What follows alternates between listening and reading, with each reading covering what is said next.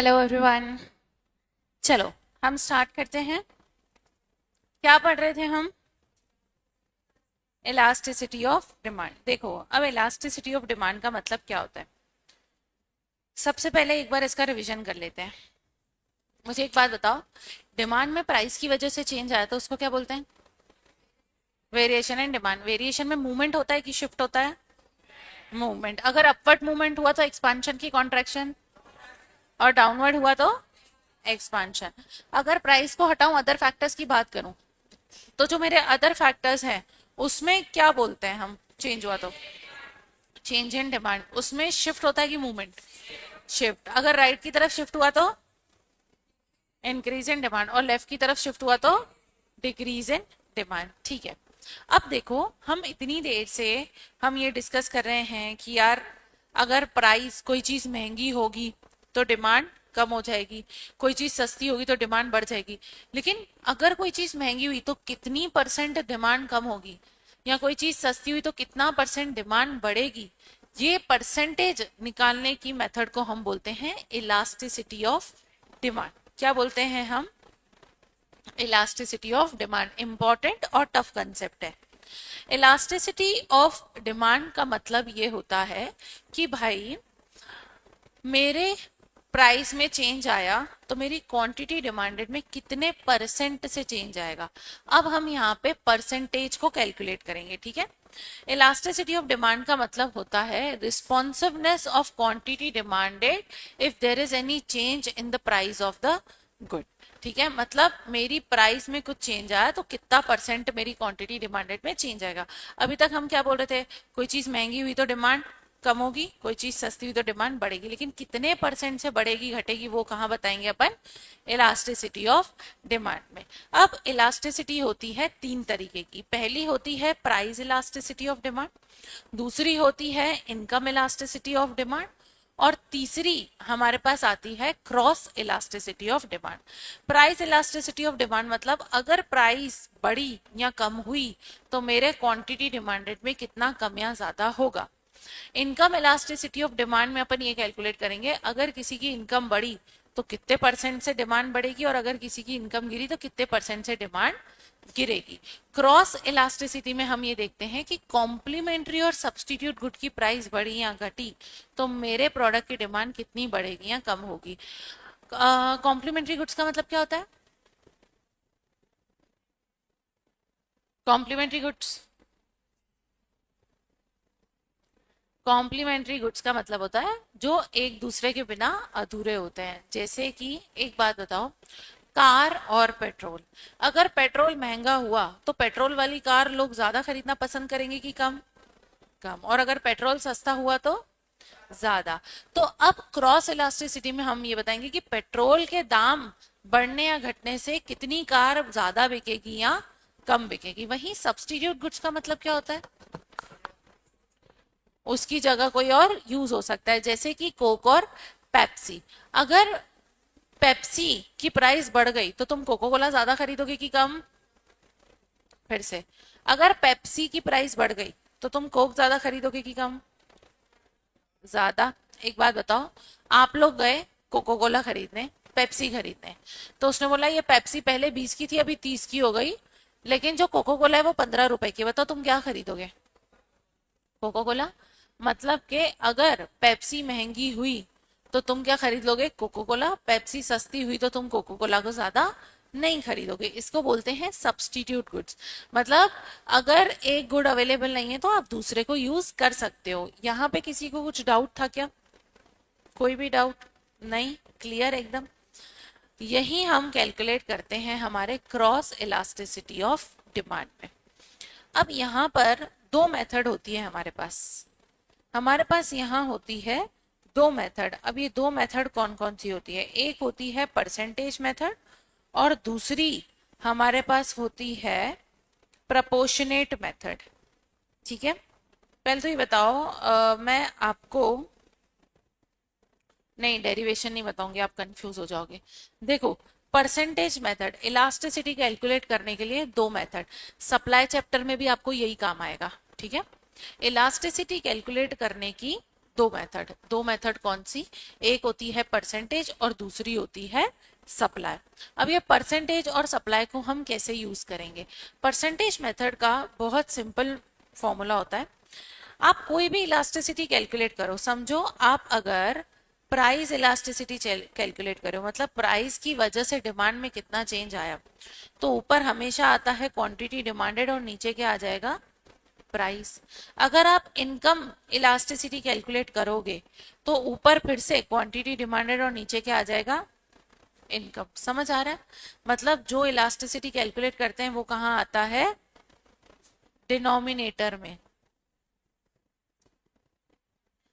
जिसको हंसना है बाहर चले जाना, ठीक है। अब इलास्टिसिटी ऑफ डिमांड में अगर मुझे प्राइस इलास्टिसिटी, इनकम इलास्टिसिटी या क्रॉस इलास्टिसिटी जो भी कैलकुलेट करना है, मैं अगर परसेंटेज मेथड से कैलकुलेट करूंगी तो देखो मैं कैसे कैलकुलेट करूंगी। The formula is percentage change in quantity demanded divided by percentage change in price. अब इसको एक बार एग्जांपल से समझते हैं। देखो, समझो आपने मार्केट में ये प्राइस है और ये क्वांटिटी है, ये ओल्ड है और ये न्यू है, ठीक है। तो समझो ओल्ड प्राइस है 20 रुपए, नई प्राइस है 30 रुपए। जब प्राइस 20 की थी तो 100 यूनिट बिक जाती थी, और जब प्राइस 30 की हो गई तो अब सिर्फ 50 यूनिट बिकती है। तुम मुझे बताओगे कितना चेंज आया? कितना चेंज आया? एक बार प्राइस में कितना चेंज आया मेरा? क्या मेरी प्राइस में 10 रुपए का चेंज आया? ठीक है। और मेरी क्वांटिटी डिमांडेड में कितने का चेंज आया? 50 यूनिट का। अब अगर मैं आपको बोलूं कि इसका परसेंटेज कैलकुलेट करके बताओ, तो कैसे कैलकुलेट करोगे? अगर मुझे परसेंटेज कैलकुलेट करना है तो मैं ऊपर रखूंगी क्वांटिटी और नीचे रखूंगी प्राइस। तो मैंने बोला 50/10। तो अब जो मेरा आंसर आ गया वो क्या आ गया मेरा? अरे, परसेंटेज निकालना आता है third class, fourth class, fifth class में बताया था, है ना। मैंने आपको बोला 50 यूनिट कम बिक रही है क्योंकि मेरी प्राइस 10 रुपए से बढ़ गई। इसका परसेंटेज निकाल सकते हैं क्या? इसको कैलकुलेट करना जरा। ये 100 हटाओ, इसकी वजह से कंफ्यूज हो रहे होंगे। क्या 50/10 करूंगी तो मुझे परसेंटेज पता चल जाएगा कि कितने परसेंटेज से मेरी डिमांड ऊपर या नीचे हुई? बताओ ये समझ आया कि नहीं? सप्लाई में भी यही आगे चलेगा, समझ आ रहा है पक्का? तो ये हो गया मेरा परसेंटेज मेथड। ये क्या हो गया मेरा? Percentage method. कि भाई percentage change in quantity demanded divided by percentage change in price. ये हो गया मेरा परसेंटेज वाला फॉर्मूला। चलो अब एक बार मैं आपको एक क्वेश्चन दूंगी, वो मुझे आप कैलकुलेट करके बताना, ठीक है। Calculate price elasticity of good जहां पे percentage change in price is 10% and percentage change in quantity is 20%। इसकी अगर इलास्टिसिटी कैलकुलेट करेंगे तो कैसे कैलकुलेट करेंगे?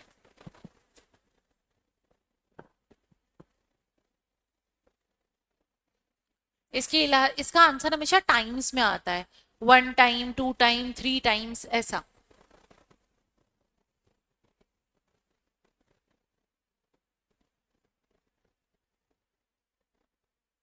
देखो, परसेंटेज मेथड से कैलकुलेट करने का फॉर्मूला क्या था?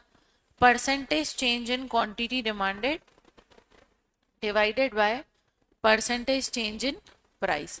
बताओ मेरा percentage change in quantity demanded कितना है? 20। और मेरी प्राइस में चेंज कितना है? 10। तो क्या मेरा 2 टाइम्स आंसर आ जाएगा? बताओ इसमें कोई डिफिकल्टी है क्या? कोई दिक्कत नहीं? ठीक है। अब इसका एक और फॉर्मूला है, वो फॉर्मूला है प्रोपोर्शनेट मेथड का। अब ये प्रोपोर्शनेट मेथड क्या है? यहाँ पे अब आपको क्वेश्चन में परसेंटेज नहीं दिया होगा, परसेंटेज भी आपको खुद ही कैलकुलेट करना है। ये 10 मेरा कैसे आया? ओल्ड माइनस न्यू करके आया। मतलब पहले 20 की प्राइस थी, अब 30 की हो गई, तो कितने से मेरी प्राइस बढ़ गई? 10 रुपए से। ये मेरा क्वांटिटी 50 कैसे आया? कि पहले 100 क्वांटिटी बिकती थी, अब 50 क्वांटिटी बिक रही है। तो जो डिफरेंस आया वो ये आया कि कितनी क्वांटिटी में चेंज आया। इसी को बोलते हैं प्रोपोर्शनेट मेथड। इसको क्या बोलते हैं? Proportionate method. देखो, बस इसमें थोड़ा सा चेंज। मैंने आपको बोला यहाँ पे ऊपर आता है new quantity minus old quantity. आपने न्यू क्वांटिटी में से ओल्ड क्वांटिटी को माइनस किया, divided by new price minus old price, multiply by. अब ये मल्टीप्लाई में इसको कैसे याद रखना है? अच्छा, 1 का मतलब क्या ओल्ड होता है? ये जो 2 लिखा है इसका मतलब नई प्राइस, 1 का मतलब ओल्ड प्राइस। अब देखो, मैंने कुछ नहीं करा, मल्टीप्लाई, ये जो नीचे था P1 इसको ऊपर भेज दिया और Q2 को नीचे भेज दिया Q1 को। बताओ यहाँ किसी को कोई दिक्कत?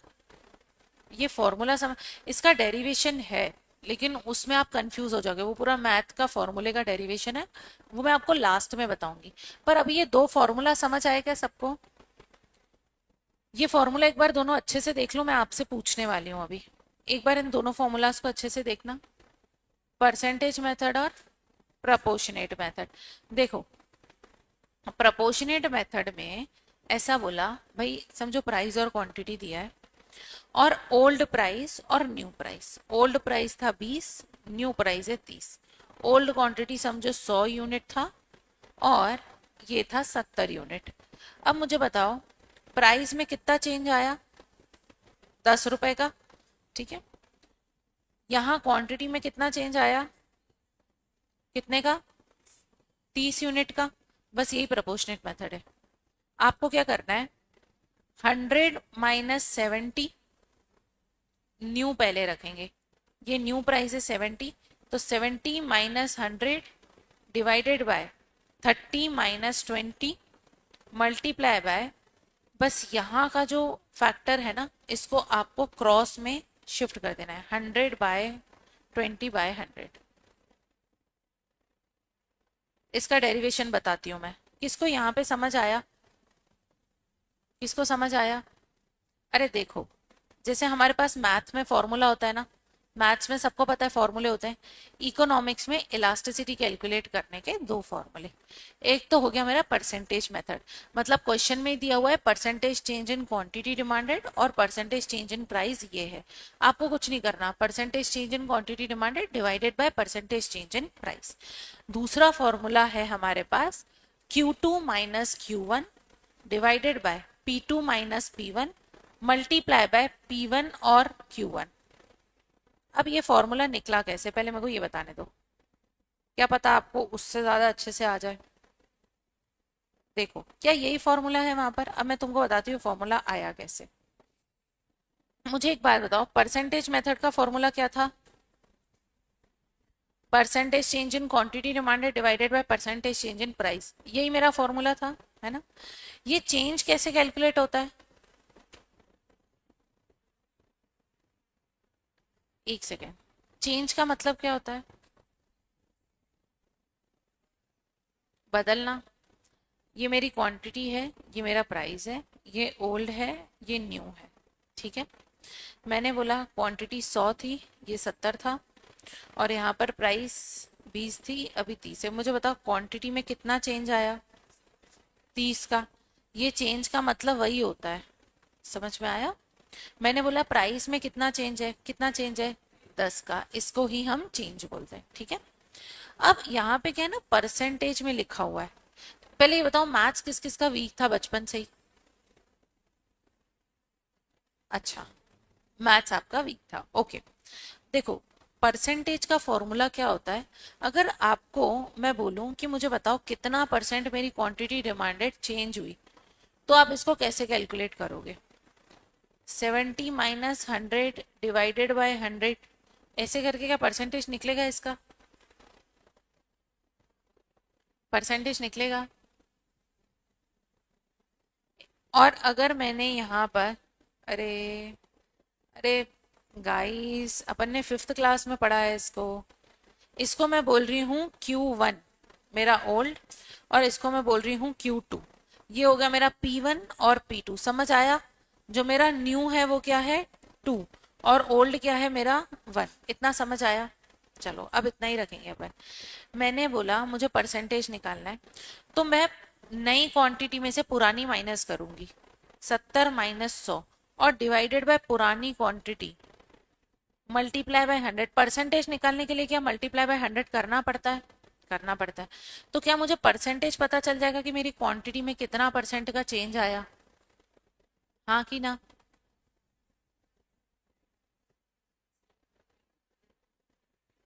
70 - 100, क्योंकि बताओ मेरी न्यू क्वांटिटी कौन सी है।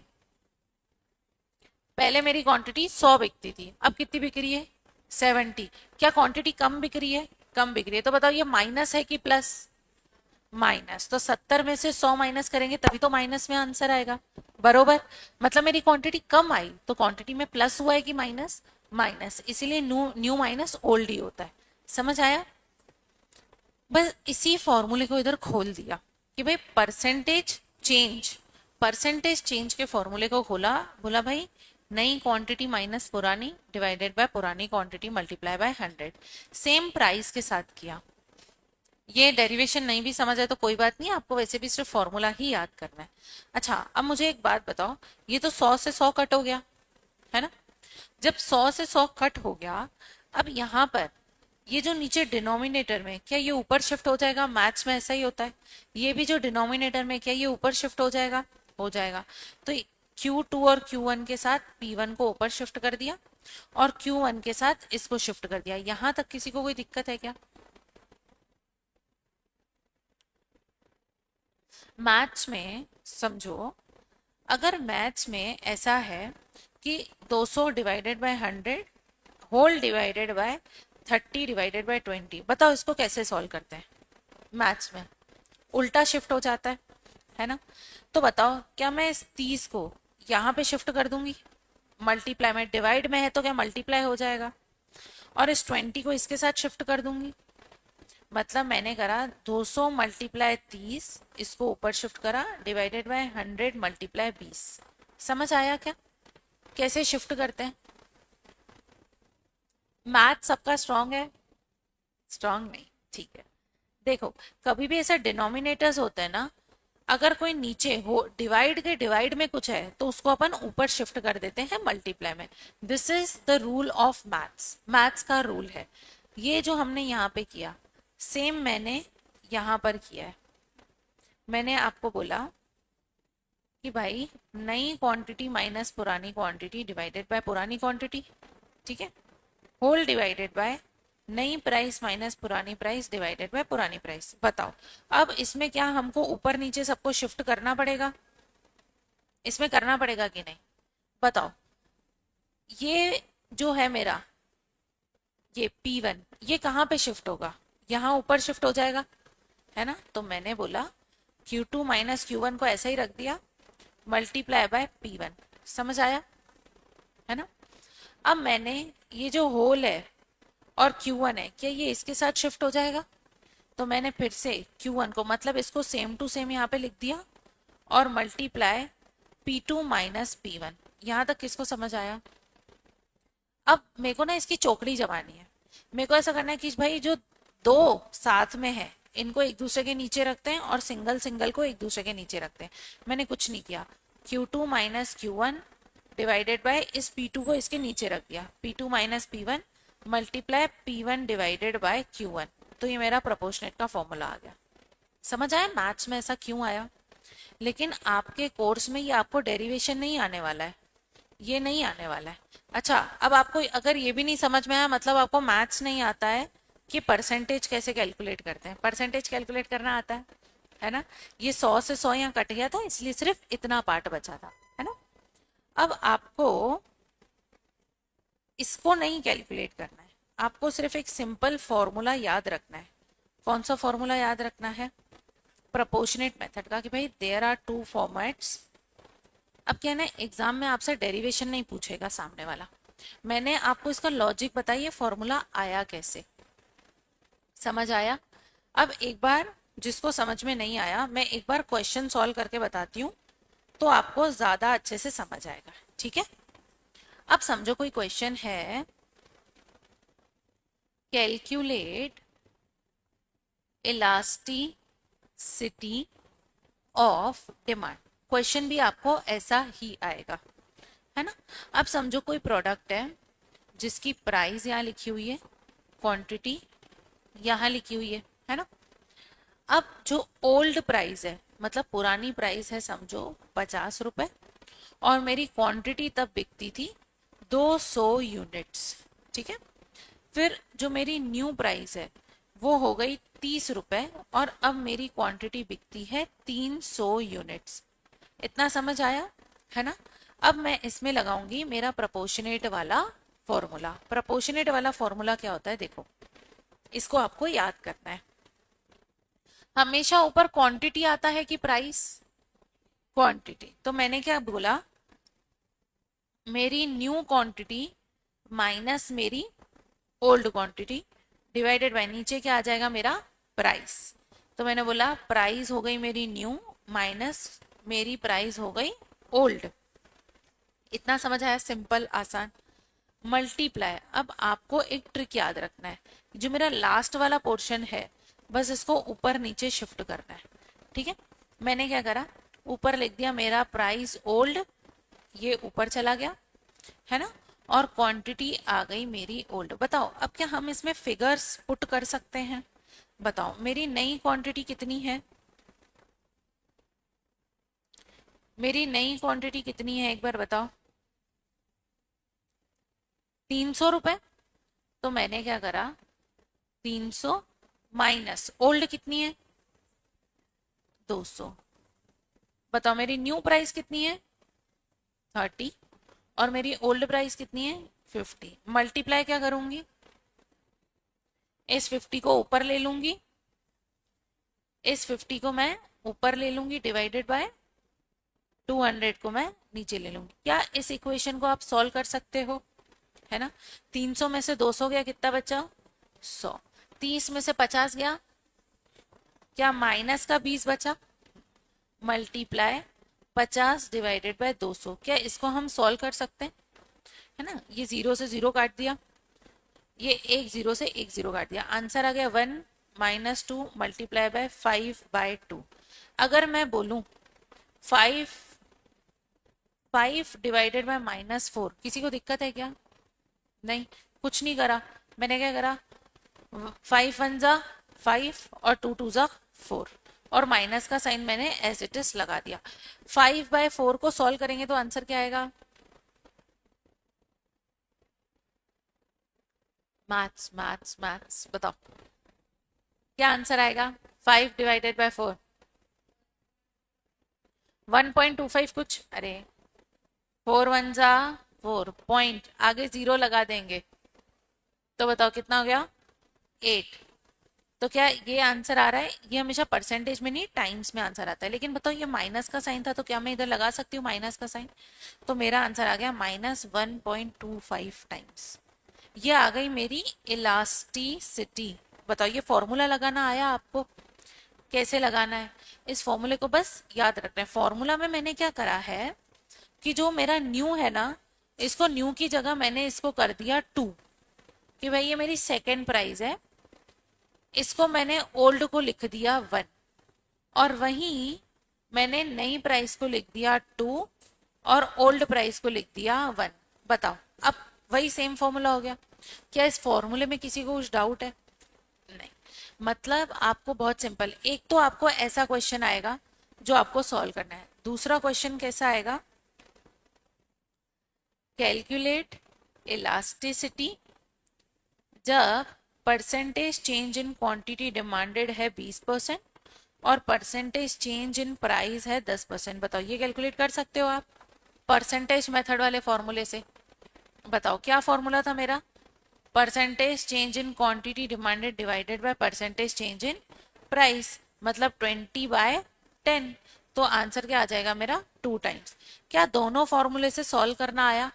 कैसे सॉल्व करना है, बस ऐसे ही इलास्टिसिटी सॉल्व करनी है। ठीक है, जब अभी हम प्राइस इलास्टिसिटी पढ़ रहे हैं तो अभी मैंने इधर क्या ले लिया, प्राइस। जब इनकम इलास्टिसिटी पढ़ेंगे तो इधर क्या ले लूंगी, इनकम। पर फॉर्मूला सबका सेम ही होगा। ठीक है, बताओ ये फॉर्मूले में किसी को कुछ डाउट है क्या, कि समझ में आया? एक बार आप इसको नोट कर लो।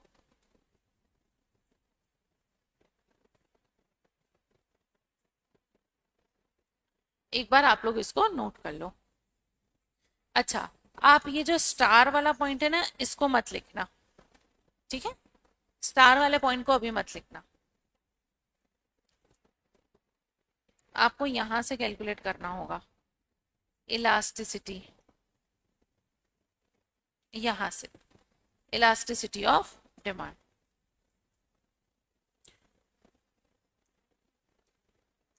इसको नोट मत करना, ये नीचे के एग्जाम्पल्स को, सिर्फ फॉर्मूला तक, यहां तक नोट करना है बस।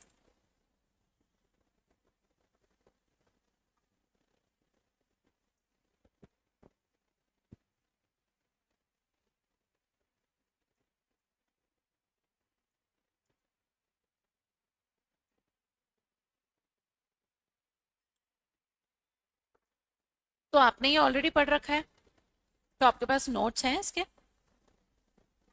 नोट्स नहीं है, आप सीधा 11 से जंप बिना एग्जाम से आए हो 12th में। ठीक, पर ये सीए में भी बहुत काम का आता है। चलो, आप लोग एक बार इसको नोट कर लो।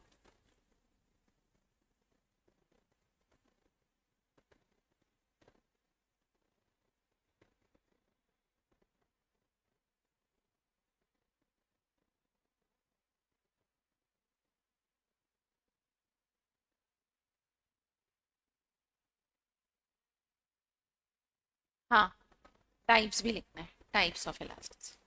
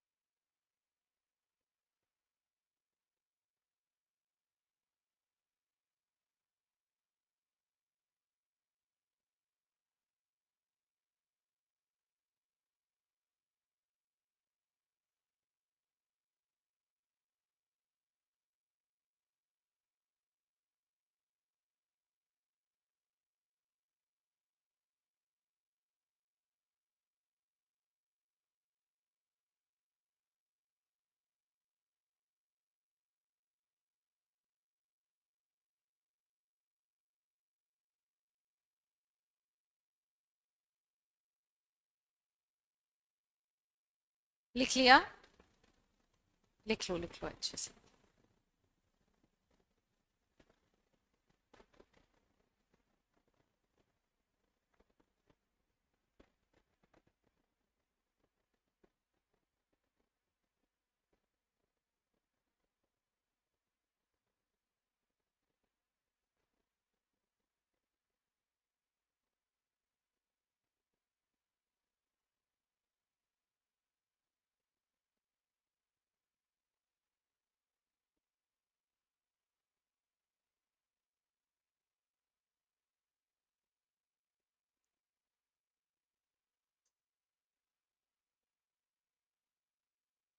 लिख लिया क्या?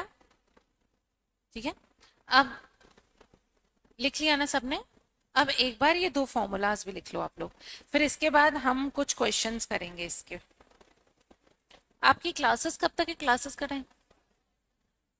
बस वाले बच्चे भी हैं क्या? हाँ, आधे बस के नहीं होंगे तब भी ऐसे ही बोल दिया बस वाले। आपकी बस कब जाती है? 5:30 ही जाती है? अच्छा अच्छा, हाँ फिक्स, हाँ। ये दो लिख लो, परसेंटेज मेथड और प्रोपोर्शनेट मेथड। इसका डेरिवेशन लिखना है क्या आपको?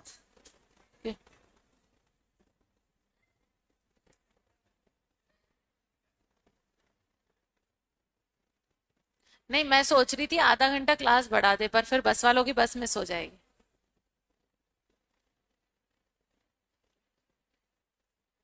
एक बार बस ये परसेंटेजेस लिख लो।